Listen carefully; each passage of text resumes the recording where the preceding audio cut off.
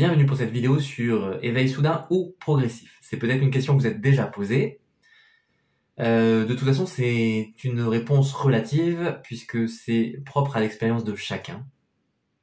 Et de toute manière, on peut voir que l'éveil, c'est aussi un peu un piège du langage, puisque lorsque l'expérience d'éveil arrive, est vécue, il n'y a plus d'identification à l'individu. Ce je, ce moi, cette entité séparée dans ce monde et ce sujet pour qui on se prend en général dans la vie courante, cette assimilation disparaît et donc il n'y a plus une personne qui vit une expérience d'éveil. Donc l'éveil déjà ne peut pas être vécu. Voilà, point final. On va pas s'arrêter là. L'expérience d'éveil, il faut bien des mots quand même pour le traduire, même si ça peut se partager simplement par la présence. C'est quelque chose qui peut arriver à tout le monde. C'est pas réservé à une élite. Il faut pas être un moine à méditer des heures dans sa grotte. Il faut pas non plus être un yogi à marcher sur le feu ou s'asseoir sur sa planche à clous. C'est pas sûr d'ailleurs que ça fonctionne bien. Mais ça peut vous arriver. Ça peut arriver à n'importe qui, à n'importe quel moment. C'est pas quelque chose qu'on décide. Bien sûr, il y a des facteurs favorables, des pratiques, des expériences qui vont nous permettre de nous laisser porter vers cette réalité. Mais de nombreuses personnes ont, au fil des siècles, vécu un éveil spontané. C'est pour ça qu'il y a toujours un petit peu une dispute entre éveil spontané ou éveil progressif. C'est parce que l'expérience de chacun va différer. Alors par exemple, peut-être vous connaissez, dans l'Inde, donc au XXe siècle, il y avait une sage qu'on appelait Ma Ananda Moyi. Ananda, c'est A-N-A-N-D-A, qui veut dire la félicité. Moyi, en fait, il y a plusieurs orthographes. Je crois que c'est M-O-Y-I ou M-A-Y-I. Donc, je ne sais plus. Il faudrait vérifier. Voilà. Mais Ananda Moyi ou Ananda Mayi, je pense que les deux orthographes, vous trouverez si vous cherchez sur Internet. Et puis, un autre grand sage, Sri Ramana Maharshi. Alors, attention, il y a plein de Maharshi parce que Maharshi, c'est un titre. Mais Ramana Maharshi, qui est, je pense, décédé dans les années 50, voilà, est un des grands sages de la non-dualité de l'Inde. Et ces deux personnes se sont éveillées spontanément. Alors on disait d'ailleurs que Mananda Moyi, je crois, était un avatar, c'est-à-dire l'incarnation d'une divinité ou de la conscience suprême sous une forme humaine. Et Sri Ramana s'est éveillé aussi très jeune. Dans ses livres, il raconte un petit peu son expérience. Maintenant, si c'est possible de découvrir notre nature profonde et la réalité telle qu'elle est, en essence, sans effort, entre guillemets, souvent, c'est pas le cas pour nous. Donc, si vous avez cette chance-là, tant mieux. Mais peut-être que c'est déjà parce qu'un travail antérieur, entre guillemets, a déjà été fait. Peut-être pas dans cette vie-ci, mais dans d'autres existences que j'appellerais parallèles ou dans d'autres expériences. Ou peut-être que c'est une expérience choisie par la conscience qui s'incarne sous cette forme humaine. Mais dans tous les cas, on voit plutôt qu'en général, on galère. Donc, si c'est votre cas comme le mien, eh bien, on va plutôt parler d'éveil progressif. De un, parce que quand il y a des expériences d'éveil, c'est-à-dire une ouverture à la conscience et à l'énergie, qui, je le rappelle, ne font qu'un à l'origine, vous allez avoir un temps aussi de stabilisation. Par exemple, s'il y a des montées d'énergie, des montées de Kundalini, vous allez trouver aussi souvent des phases régressives, c'est-à-dire que pendant un moment on est dans l'extase, dans la joie, on aime tout le monde, on est super bien, on est sur un nuage, et puis l'instant d'après on va tomber complètement dans une dépression profonde, ou en tout cas relativement forte. On va tomber sur des catastrophes, on va faire n'importe quoi, on va se sentir au plus bas et on ne sait pas comment se sortir. Et ces phases vont alterner. Alors c'est pour ça que dans ce cas-là, on parle d'éveil progressif, parce que à force de faire des efforts, entre guillemets, bien que je vous l'ai déjà dit au départ, l'éveil ne soit pas lié aux efforts de l'individu, c'est quelque chose comme une grâce qui nous tombe dessus. Mais en se préparant, on se rend disponible. Parce que si on n'est pas prêt au moment où la grâce va tomber sur nous, la grâce avec un accent grave, un accent circonflexe, pardon, n'est pas la grâce synonyme d'embonpoint. Bon. Donc si cette grâce descend sur nous et qu'on est un petit peu en résistance, on peut déjà en souffrir les affres physiquement, parce que l'énergie va être trop intense pour notre corps. Et s'il n'est pas pur, pas ouvert, pas disponible, pas suffisamment résistant, pas suffisamment habitué à recevoir l'énergie, ça va être dur. Hein. Je pense que si vous en avez eu l'expérience, vous savez à quel point ça n'est pas facile de recevoir l'énergie et d'incarner cette conscience dans un corps qui est un petit peu en difficulté ou en mauvaise santé. Deuxième point aussi, c'est lorsqu'il y a des résistances qui, bien sûr, vont se manifester corporellement, mais liées à notre inconscient, au niveau émotionnel, au niveau mental, peut-être même plus profondément au niveau spirituel, il y aura tout un temps de cheminement pour pouvoir intégrer cette expérience, puisque l'unité n'est pas supportable pour l'individu. Et puis ce qu'on appelle l'ego, qui est un mot un peu fourre-tout, va nous mettre des bâtons dans les roues et nous faire souffrir la malmort de manière à empêcher cette réalité de rentrer. Alors, faut faire attention, hein. C'est aussi important d'avoir ce garde-fou, parce que notre ego, il n'est pas juste là pour nous embêter, il permet de canaliser, de cadrer. Donc, si vous faites sauter un petit peu l'individu, et que vous êtes complètement l'univers, pour réintégrer la matière et le quotidien, ça peut être compliqué. Donc, c'est ce qu'on appelle parfois être perché, ou dans des parfois dans des illusions, dans des schémas, comment on peut dire, d'illusions divines ou d'illusions d'unité, de conscience, qui ne sont pas complètes. Parce que en fait, la complétude, c'est lorsque on incarne complètement, totalement ce divin, cette réalité, cette conscience. Et donc, l'individu fait partie intégrante de la réalité, et il n'est pas juste une illusion. L'illusion, c'est de croire qu'on est cet individu, mais cet individu existe à un certain niveau. Alors si on le retire, qu'est-ce qui reste ? Un légume ou quelque chose d'un peu délirant, et en tout cas d'inadéquat à la vie courante, à la vie pratique. Alors prenez soin de votre individu, il pourra vous servir, il pourra servir la conscience dans le bon sens. Alors quand on travaille sur soi, il y a beaucoup d'obstacles. Comme je le disais, peut-être que la première chose, c'est de préparer son corps. On voit qu'il y a beaucoup de pratiques aujourd'hui qui sont transmises en Occident, comme le yoga, par exemple. Vous avez peut-être vos propres exercices, votre propre manière de travailler le corps. C'est très important, en fait, de préparer son corps. Parce que parfois, on va se laisser aller à beaucoup de méditation, à travailler un petit peu sur les aspects psychologiques, à gérer ses émotions, à couper un peu les liens familiaux, à essayer de travailler sur son karma. Le karma, c'est tous les nœuds en soi qui vont introduire des répétitions. C'est nos actes aussi, nos actions qui vont induire une énergie, un mouvement qui va se répéter. Donc par exemple, je vais faire d'une pierre deux coups.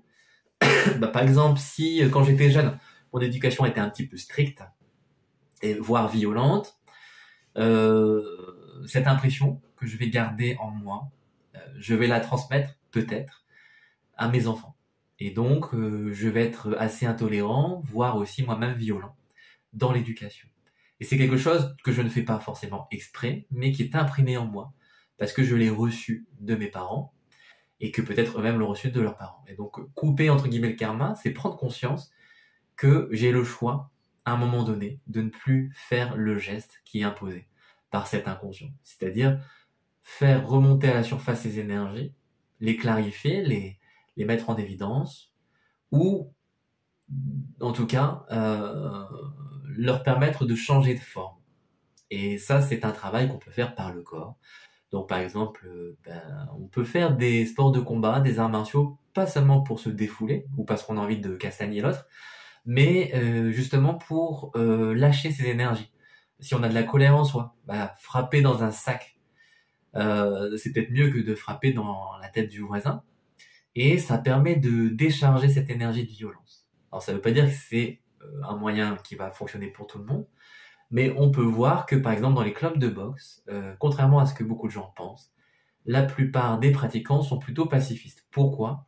Eh bien, c'est parce qu'ils ont déchargé cette énergie de violence et ils ont commencé à la canaliser et du coup à se maîtriser eux-mêmes et à se rendre compte du véritable visage de leur colère, de leur haine, de ce qui les pousse à agir entre guillemets mal. Parce que finalement, il n'y a pas de notion de jugement, on agit et c'est tout. Il n'y a pas de bien, il n'y a pas de mal. Mais pour les actions humaines, bien sûr, on peut faire des catégories. Et parfois, c'est important de le faire parce que il faut pas forcément se permettre tout. C'est quelque chose que je ne dis pas. Par contre, le fait d'exprimer l'énergie va empêcher en fait de se tourmenter intérieurement et de cristalliser, d'entretenir ces formes pensées à l'intérieur de soi, de manière à les exprimer plus tard sous une forme incompréhensible.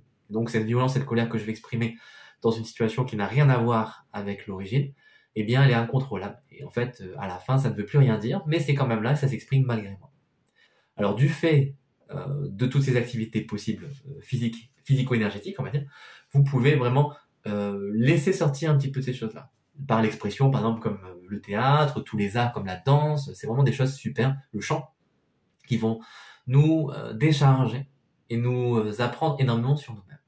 Donc là, c'est vraiment des apprentissages qui sont pas peut-être vus par beaucoup de monde comme spirituels, mais ce sont des choses importantes parce que à partir du moment où on ne cultive pas ces énergies inconscientes, eh bien, elles vont tout doucement se désintégrer, ou en tout cas prendre une forme plus adaptée et plus sereine.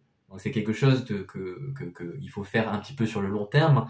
C'est pas en prenant 2-3 cours de danse qu'on va réussir à lâcher toutes ces émotions enracinées, mais le fait est que ça fonctionne plutôt bien. Et donc il suffit de pousser la porte d'un club, d'en essayer peut-être plusieurs, et de voir ce qui vous convient. Mes références à moi, vous les connaissez si vous avez déjà vu d'autres vidéos. Moi, bien sûr, ce sont les arts martiaux, la méditation. La méditation dans le sens physique, s'asseoir dans l'assise, c'est-à-dire que prendre une posture, être le corps, être tout simplement. Bon, blablabla, j'ai déjà fait d'autres vidéos sur le sujet et j'en ferai probablement d'autres. Mais dans les arts martiaux, voilà, comme le tai chi, l'aïkido que j'ai beaucoup pratiqué, le tai chi que je continue aussi à faire, il y a énormément d'apprentissage à partir du corps. C'est pas une psychanalyse, c'est pas une analyse tout court, c'est plutôt une mise en mouvement des énergies. Cette mise en mouvement d'énergie fait que du coup on ne stagne pas. On ne stagne pas dans sa mouise, dans son propre marécage. On devient, on est en devenir. Et ce futur est plutôt prometteur si vous voyez ce que je veux dire. Donc éveil soudain, éveil progressif, finalement les deux ne sont pas incompatibles. Parce qu'il y a des moments où ça va s'ouvrir vraiment d'un coup, et vous allez avoir des prises de conscience. Mais souvent il faudra les stabiliser. Donc ça prendra du temps. C'est pour ça qu'il faut travailler, de ne pas lâcher, de ne pas se désespérer parce qu'à certains moments on stagne. Il faut essayer de s'ouvrir tout le temps. Et puis quand c'est plus difficile, se rendre compte de l'expérience, la vivre telle qu'elle, pas forcément refuser la souffrance, mais simplement la vivre. De toute façon, on n'a pas le choix. Par contre, on a parfois le choix de ne pas en rajouter. Comme je disais, ne pas entretenir les énergies. Alors aussi, par exemple, je suis dans un moment, parce que je suis très sensible au monde qui m'entoure, aux relations avec les gens, et que dès que quelqu'un fait quelque chose, je vois un petit peu tous les ressorts inconscients chez cette personne, et je vois par exemple que mon ami qui me demande toujours à me prêter un peu d'argent, en fait, il a jamais son porte-monnaie sur lui, et du coup, c'est toujours à moi qu'il demande, jamais à quelqu'un d'autre, et parce qu'il sait que je suis gentil et que c'est mon ami et que je vais lui prêter, et que parce que c'est mon ami, j'ai beaucoup de chance de ne pas voir ce qu'il fait. Mais malheureusement pour lui, malheureusement pour moi, je vois bien un petit peu son jeu, mais ça me met en colère parce que je sais pas forcément dire non et que je ne sais pas non plus quoi faire. Simplement, je le ressens. Alors dans ces cas-là, la première chose déjà, c'est de peut-être rentrer dans un espace neutre quand il y a des colères ou de la tristesse ou des choses comme ça, des émotions qui sont un peu lourdes, même parfois une joie excessive, quand il y a trop d'amour ou trop de plaisir, de bonheur. Ça peut aussi être lourd parce que cette sensibilité donne aussi une certaine naïveté, une certaine incompréhension de l'autre qui lui peut souffrir, ne pas être aussi joyeux que moi. Et donc repasser dans un espace de neutralité, c'est parfois important. pour retourner une réalité plus ouverte, plus accueillante, qui peut prendre du plus et du moins, du positif et du négatif, et pas seulement l'un ou l'autre. Alors comment on fait ça? Je vais vous renvoyer à ce que j'ai dit il y a quelques minutes, qui sont le regroupement de toutes les pratiques physiques. Déjà, si vous faites quelque chose qui permet de vous exprimer, ça va vous aider à peut-être relativiser l'émotion sur le moment. Et puis, dans la pratique, au quotidien, vous pouvez aussi, si vous vous apercevez, vous avez conscience que votre émotion est un peu déplacée, c'est-à-dire que quelque chose à l'intérieur de vous a repris la situation et en fait un drame ou quelque chose d'exagéré, eh bien cette prise de conscience, rentrez dedans. C'est-à-dire que souvent on essaie de contrôler, de maîtriser la situation en imposant par la volonté à l'émotion, aux pensées de se calmer, mais souvent ça fonctionne pas, et même si ça fonctionne, c'est juste contenir la vapeur un petit peu plus longtemps avant que la cocotte n'explose. Donc c'est pas forcément quelque chose de très pertinent, mais parfois on n'a pas le choix. Parfois il faut réprimer ces choses-là et puis on ne sait pas faire autrement. Mais si on arrive à un moment donné à ne plus contenir mais ne pas non plus subir ses émotions et ses pensées ou ses sensations physiques, c'est quelque chose d'intéressant, je pense. Alors, une fois que vous avez pris cette conscience que simplement la pensée, l'émotion, la sensation passe à travers vous, ou c'est vous, mais momentanément, parce qu'il ne faut pas se reculer de la sensation. On peut ne pas s'y identifier, se rendre compte qu'on n'est pas l'émotion, pas la pensée, pas le corps, mais parfois c'est aussi une mise à distance comme une fuite, c'est-à-dire qu'on va se rendre insensible. Et le but n'est pas d'être insensible, de se déshumaniser, mais au contraire d'être capable de pleinement vivre son humanité, ses émotions, ses sensations, sa vie en fait, la vie dans tout l'amour et dans toute la difficulté que cela représente. Et donc on va choisir de prendre l'expérience telle qu'elle est. Et ça c'est extrêmement courageux, pas facile, mais vous pouvez le faire.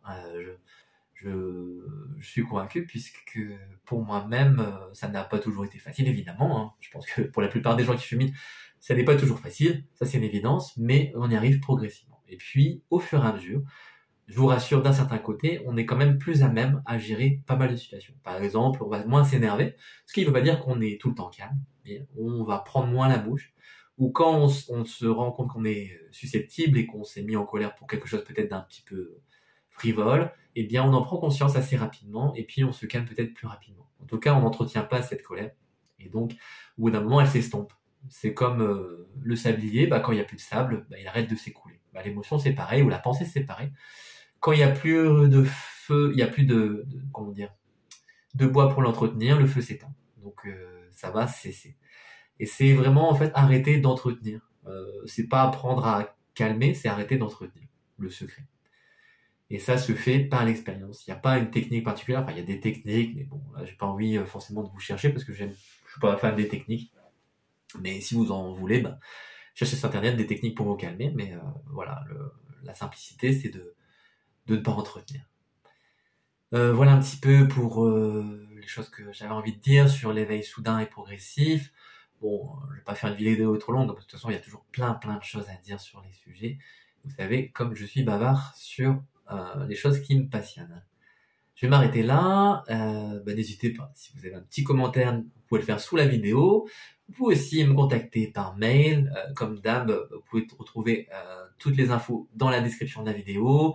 Vous avez mon site, mon Facebook. Ce sera un plaisir d'échanger avec vous. Et puis, si vous avez des questions, vous pouvez aussi les poser pendant les lives. Quand je fais des lives sur YouTube, vous avez possibilité d'échanger en direct avec moi. Et en tout cas, si vous êtes timide, eh bien, je suis quand même content d'échanger avec vous via ces vidéos. Ça fait vraiment plaisir. Voilà. Passez une belle journée, une belle soirée.